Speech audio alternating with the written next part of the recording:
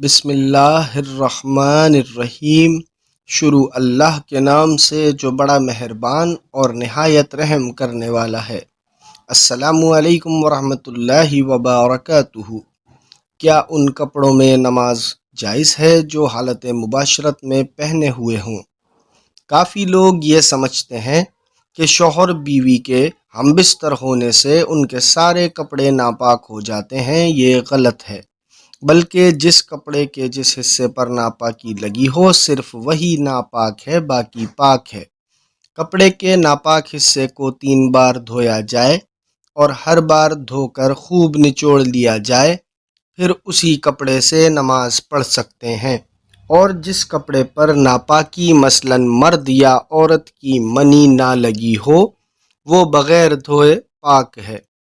نجاست غلیظہ کپڑے پر لگی تو ایسے کپڑے پہن کر نماز پڑھنے سے متعلق 3 احکام ہیں۔ اگر نجاست درہم سے زیادہ ہو تو کپڑا دھونا فرض ہے، اگر نجاست درہم کے برابر ہو تو کپڑا دھونا واجب ہے۔ پہلی دونوں صورتوں میں اگر نجاست صاف نہ کی گئی تو نماز نہیں ہوگی، تیسری صورت میں نماز ہو جائے گی۔ اگر درہم سے کم ہونے کی صورت میں نماز شروع کی اور کسی وجہ سے دوران نماز یا مقدار بڑھ کر درہم کے برابر یا زیادہ ہو گئی تو نماز نہیں ہوگی۔ بہرحال حالت مجبوری میں درہم سے کم نجاست صاف نہ کرنے کی صورت میں نماز تو ہو جائے گی، لیکن طہارت، پاکیزگی اور نفاست کا تقاضا یہ ہے کہ اگر پانی دستیاب ہو تو جس قدر بھی نجاست کپڑوں پر لگی ہو صاف کر لی جائے۔ لوگوں کو درہم سے کم، برابر یا زیادہ کے چکروں میں نہ ہی ڈالا جائے تو بہتر ہے۔ قرآن و سنت کی روح سے جس مرد نے مرضی سے جس کپڑے کے ساتھ اپنی بیوی سے صحبت کی، اگر اس کپڑے میں پلیدگی نہیں لگی ہو تو اس کپڑے میں نماز پڑھی جا سکتی ہے۔ اگر کپڑے کو منی لگ جائے تو طری کی صورت میں دھو ڈالے۔ دھونے کے بعد اگر کپڑے میں نشان دکھائی دے تو کوئی حرج نہیں، اور منی اگر خشک ہو جائے تو اسے خرچ کر دینا ہی کافی ہے۔ حضرت امیر معاویہ رضی اللہ عنہ سے روایت ہے، وہ فرماتے ہیں میں نے حبیبہ رضی اللہ عنہ جو نبی صلی اللہ علیہ وآلہ وسلم کی بیوی تھیں سے دریافت کیا، نبی صلی اللہ علیہ وآلہ وسلم جس کپڑے میں مباشرت کرتے تھے کیا اسی میں نماز پڑھ لیتے تھے؟ تو انہوں نے کہا ہاں، جب اس میں گندگی نہ دیکھتے۔ ہم بستری کے بعد شرمگاہ کو اگر اسی کپڑے وغیرہ سے اچھی طرح صاف کر لیا جائے تو اس سے شرمگاہ پاک تو نہیں ہوتی، البتہ اگر پہنچنے کی وجہ سے وہ بالکل خشک ہو جائے اور کسی قسم کی تری اس پر باقی نہ رہے تو اس کے بعد غسل کرنے سے پہلے جو کپڑے پہنے جائیں وہ پاک ہی رہیں گے، ناپاک نہیں ہوں گے، بشرطے کہ شرمگاہ سے مزید نجاست نکل کر ان کپڑوں پر نہ لگے۔ چنانچہ غسل کرنے کے بعد انہی کپڑوں کو دوبارہ پہن کر نماز پڑھنا جائز ہوگا، لیکن بہتر یہ ہے کہ شرمگاہ کو دھو کر پاک کرنے سے پہلے پہننے کے لیے کوئی الگ کپڑا رکھا جائے۔ نماز والے کپڑے ایسے وقت میں پہننا خلاف احتیاط ہیں۔ مثال کے طور پر اگر شوہر اپنی بیوی سے صحبت کرتا ہے، ہم بستری کرتا ہے اور بغیر غسل کے اگر وہ کپڑے پہن لیتا ہے تو ناپاک بدن کے ساتھ اگر کوئی کپڑا مست ہو جائے تو وہ ناپاک نہیں ہوگا۔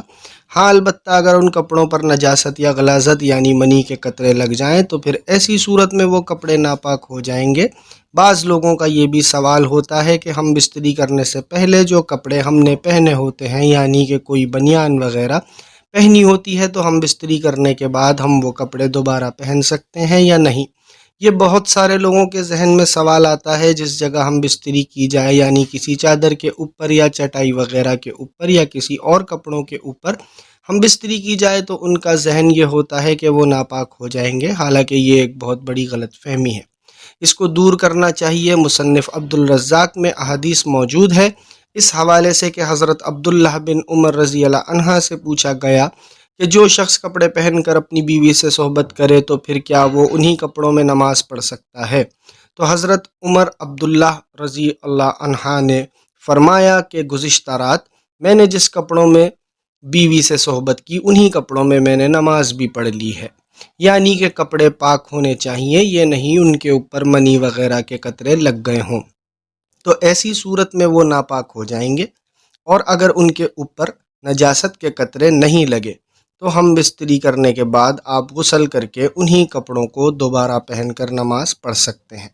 یہ بالکل جائز ہے، کیونکہ وہ ناپاک اسی صورت ہوں گے جب ان کے اوپر نجاست لگے گی۔ ام المومنین حضرت عائشہ رضی اللہ عنہا کہتی ہیں کہ رسول اللہ صلی اللہ علیہ وآلہ وسلم جنبی ہوتے اور پانی چھوئے بغیر سو جاتے، اس کے بعد اٹھتے اور غسل فرماتے۔ حضرت انس رضی اللہ عنہ نے بیان کیا کہ رسول اللہ صلی اللہ علیہ وآلہ وسلم لوگوں میں سب سے بڑھ کر عمدہ اخلاق کے مالک تھے۔ آپ نے ایک روز مجھے کسی کام کے لیے بھیجا، میں نے کہا اللہ کی قسم میں نہیں جاؤں گا، حالانکہ میرے دل میں تھا کہ اللہ کے نبی صلی اللہ علیہ وآلہ وسلم نے جو بھی فرمایا ہے میں اس کے لیے جاؤں گا۔ کہتے ہیں پس میں نکلا کہ بچوں کے پاس میرا گزر ہوا جو بازار میں کھیل رہے تھے، تو اچانک کیا دیکھتا ہوں کہ رسول اللہ صلی اللہ علیہ وآلہ وسلم میرے پیچھے سے میری گدی پکڑے ہوئے تھے۔ میں نے آپ کی طرف دیکھا تو آپ ہنس رہے تھے۔ فرمایا انس ادھر جاؤ جہاں کا میں نے تمہیں کہا ہے۔ میں نے عرض کیا ہاں اے اللہ کے رسول جا رہا ہوں۔ حضرت انس رضی اللہ عنہ نے کہا قسم اللہ کی میں نے 10 سال آپ کی خدمت کی ہے، مجھے نہیں معلوم کہ آپ نے مجھے کسی کام پر جو میں نے کیا ہو کبھی یوں کہا ہو تو نے ایسے کیوں کیا، یہ کوئی کام جو میں نے نہ چھوڑ دیا ہو تو کہا ہو کہ ایسے ایسے کیوں نہیں کیا۔